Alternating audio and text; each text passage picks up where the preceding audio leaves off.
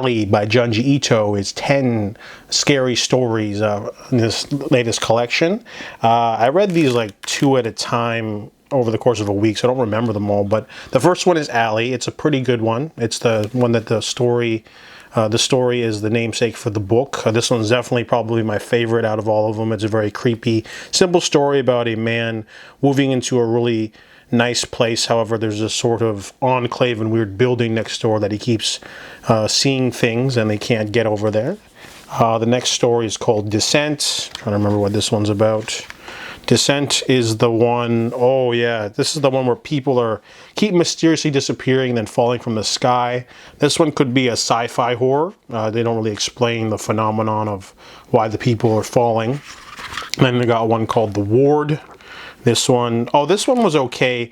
Didn't have a really good ending. This one's about a woman who gets in a car accident and she ends up in the hospital, and there's like some weird stuff going on with her face, and there's other patients that are trying to get her, and it's okay, but it ends a little bit too abruptly. It could have been longer, I felt. The Inn is a pretty good one. It's about a man who gets obsessed with trying to make his house into a hot spring, so he's digging like a hole under the house, so it's pretty creepy. I really like the ending for that one. That's a really good one. Then they got the one called Blessing. This one's just okay. It's a simple story. It's too short. It feels like a half-baked idea. It's okay. There's one called Smokers Club. This one's just all right too. It's about cigarettes made with dead ashes or something.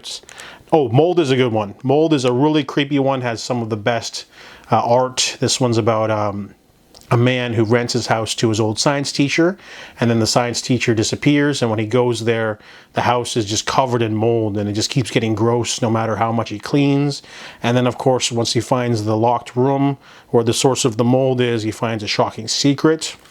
There's one called Town of No Roads. This one was really weird. This one is about privacy, basically, and it's about this woman who is just really scared of people watching her, I guess. And then she tries to go to an aunt's house, and the aunt lives in this weird town where everything's built together. There's no privacy. This is a really strange concept, probably one of his strangest concepts. It goes on for a really long time. Didn't quite love it, but I really liked the idea of it. It's just really interesting, like a weird sort of Kafkaesque sort of weird town where everyone's house is open to each other. It's very weird. And there's one called Memory. What's this one about? This one's about a beautiful woman who's afraid or something. I don't remember what this one's about. Oh, this one, yeah, I didn't like that one. It's very basic, simple story about a secret in the past. Then there's one called Ice Cream Bus, and it's a very generic story too. So this one has a couple of solid stories. My favorites being Alley and The Inn and Mold and somewhat Town of No Roads. So definitely a worthy addition to check out if you're in for something creepy by Junji Ito. So those are my thoughts on Alley.